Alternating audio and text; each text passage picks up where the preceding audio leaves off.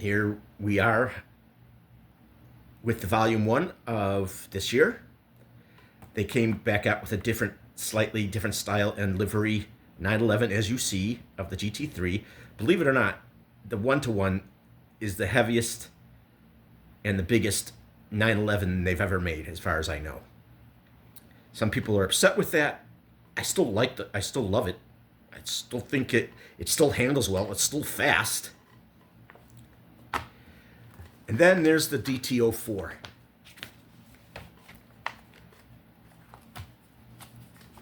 I wonder if they'll be putting a new body on that chassis. A lot of people, the DT04 was a controversial chassis, but a lot of people thought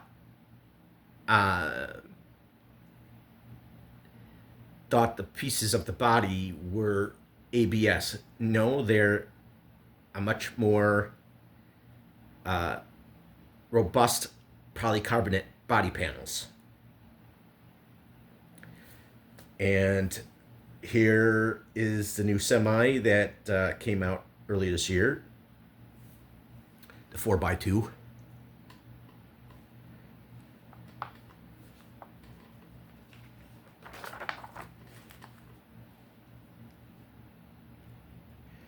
There's the new Leopard tank.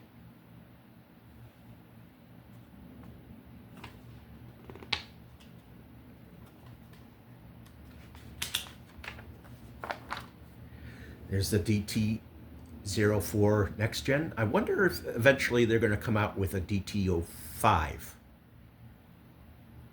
And I wonder if it'll come out sooner than the DT04 came after the DT03. Like I said, I hope they keep all the DTO series and bring back the DTO1 back.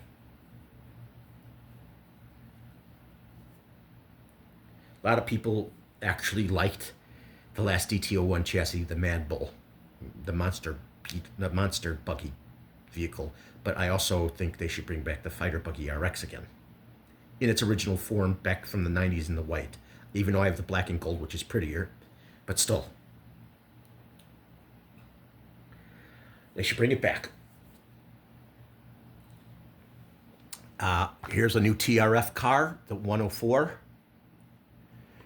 And then there was I don't know, and it's a limited to production. I think they should never stop making all their TRF cars. They should never have made them limited production. They're very expensive because they have everything, and they're supposed to be superior handling of any particular of the model it's based on. And then they have the F104 Pro 2, which came with a body, but I don't think the TRF 104 came with a body. I also heard recently that they're bringing back the TRF 201 buggy, which is interesting.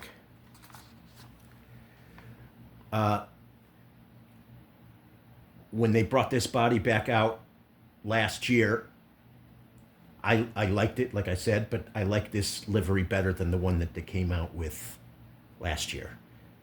And here we are with the BT01 with a painted body of the Porsche. They came out with the Audi 90 Quattro from the 90s. Came back out with the Le Mans Audi R8 because I think they've had them before. Believe it or not,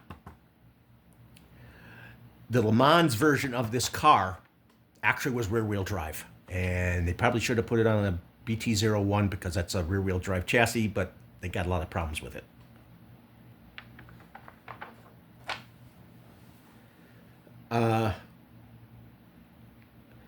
I'm surprised I didn't see more people buy this GTI, the street version. I think the Maxi Peugeot 306 is nice.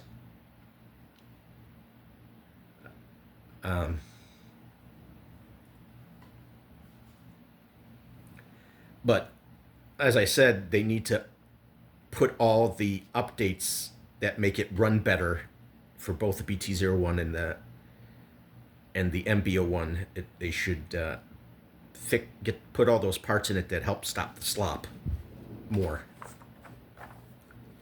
Again, we went over these in last year's one. Here's the big wig. They say it's limited production. It should never be. Like I said, it should not. It should never have stopped. It shouldn't be a limited production, and the Honda City shouldn't be a limited production, and the Astute Super Astute shouldn't be. I would like to see the original Astute come back because it has a different layout in its chassis. They should bring that back, and because the TD2 wasn't very popular, and they were upset it wasn't the Super Astute in the original Astute form. They should keep all these limited production cars in their lineup permanently. The semis.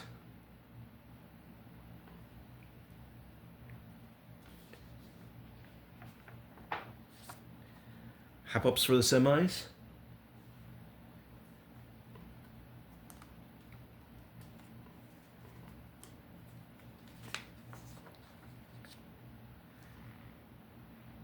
The tanks. I have a fighting buggy, I think I've told people, and that's limited production. Look at all the limited productions they have. This.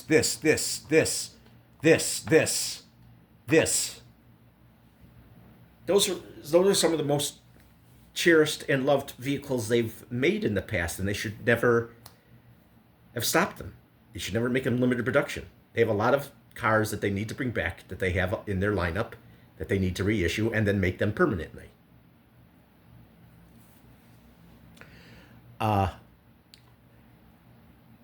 I heard, I could be wrong, I heard the Manta Ray release a DFO1 chassis, but they don't say it is. Some people think it's a TAO1 or TAO2.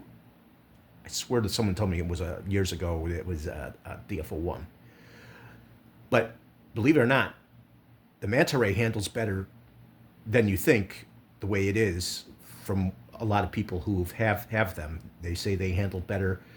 They say they almost handle as good as the Top Forces. The Top Forces have much better quality parts and some different things about it.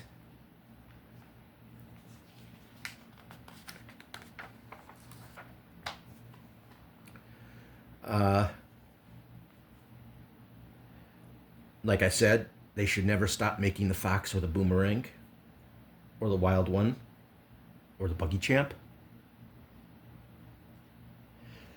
I would like to see them do a Grasshopper Evo chassis, but not make it like the Hornet Evo chassis. Make it make the axle in the back a trailing arm suspension and gearbox. They should do that because a lot of people have made 3D parts and made them that way, but they should do it themselves. I think that the Saint Dragon should have stayed permanently. That's a limited production car. I think the Grasshopper 2 Black Edition should have stayed too. I have that one. I also have the original one. I think it'd be cool if they took the old Subaru. If they could make a new 4-wheel drive chassis to put the original Brat body on, because that car was 4-wheel drive. I think they should do that. I don't know what they probably make a whole new chassis to do that, unless they can find a way to do that with the Frog chassis that it's on and call it the Evo, but of the Frog. The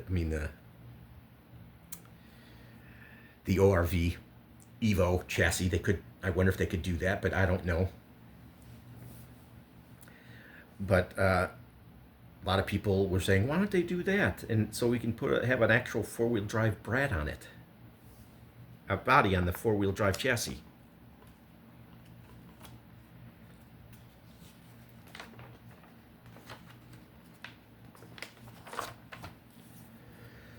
The BR is still here, as you see, and the TD4 and the TD2 are still here.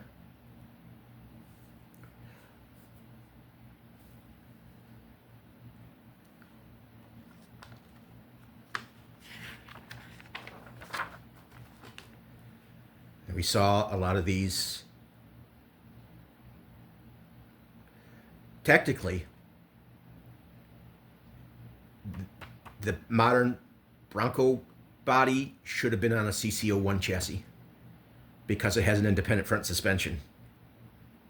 This is period correct with a live axle up front on this particular 70s, 60s model Bronco.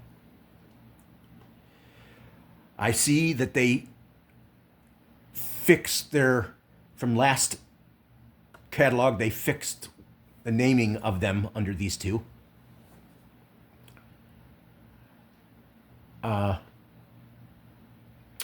These are still here.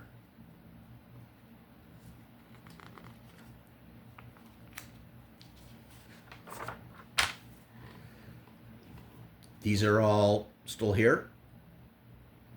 They should have never dropped the XV01, as far as I'm concerned. They should have kept that permanently. They shouldn't have dropped it. And still keep the XV02.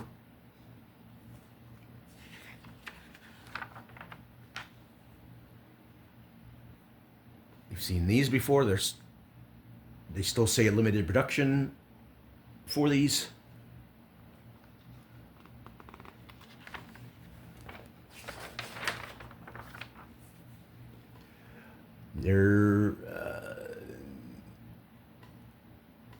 We've seen these. I don't remember if I showed you the S, the TT02S. I think this is the next trim level up from the stock TT02, because the R is after this one and it comes with more stuff. I assume the S comes with more stuff than the original TT02.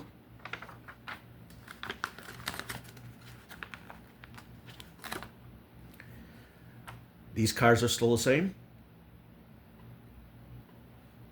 You know, a lot of people are sick of the TT02 chassis, but as far as I'm concerned, I think they should never drop it. They haven't after all this time. I mean, why not make a new TT03 with a different chassis? I don't like that they dropped the rally version of the Citroen.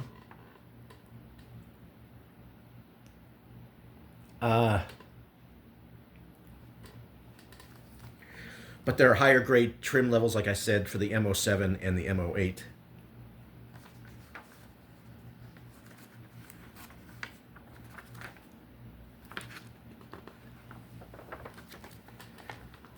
And that is that for volume 1 of this year.